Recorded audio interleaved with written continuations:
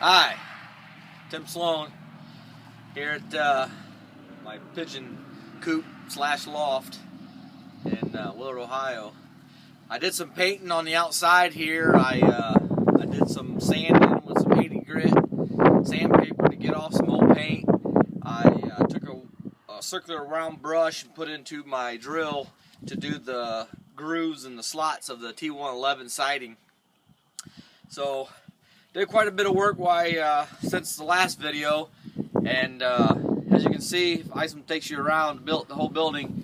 I ran out of paint, so I had to go through and do some more painting on the slots of the T111. But overall, this is the side I ran out of paint.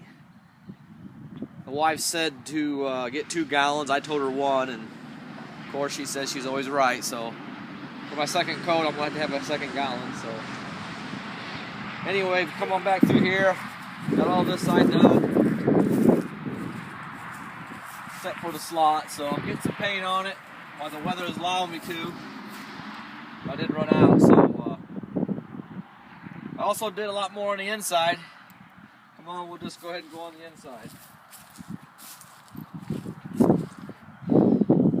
As you step in here, you'll see that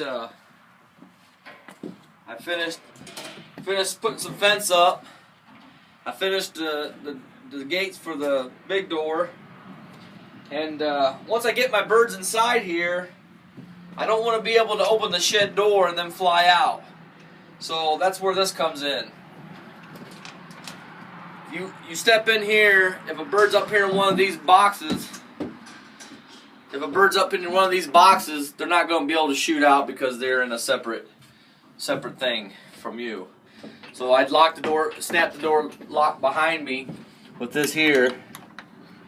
And that way, once I open this door here, the fence door, if they do sneak out, they're not going nowhere. I'm not going to lose a bird. So, and like I said, I did this and got these here.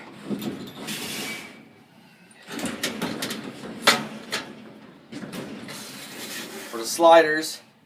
And then I went ahead and got new springs for my garage door. It was really heavy to open before, and they was like $25 a piece, and the lightest ones they had was 125 pounds.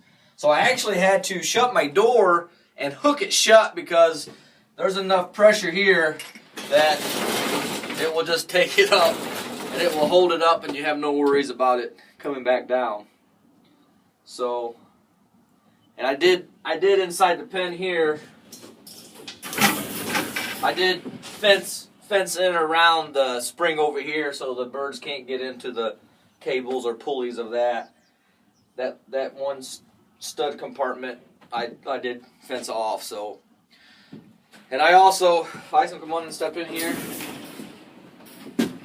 I also these boxes here I'm probably not going to be using for several years, so I went ahead and just wired them shut. And the way I did it was I just bent down one of the wires of the fence itself, and then I took one of the wire pieces that I cut off, I actually just bent it like a staple. And I just took that and nailed it into there for here and here, so I didn't have to go out and buy no staples for it. And then I just slip it in there like so. Took another piece, bent it at a 90-degree angle, hammered it in, and that's all that's holding that. But like I said, this is more or less just to keep the birds out of it for now. I'm going to put one here and here because I'm only going to have about 4 pairs, and I got like 8 of them. Besides these 5, I got 8 other ones, so I figure I'll just use that for storage, and eventually I'll put a board over there, so when there is breeders in there, I'll have one single board hinged to this board where I can open it from the other side to clean it out and whatnot. But I'm starting to want to put some fronts on here with I'm going to try to make me some ones with the little perches that come down so they can land on. So that's what I'm going to be working on next. So like I said, get back with me and watch my next videos, and you'll see how I do that. Thanks for watching.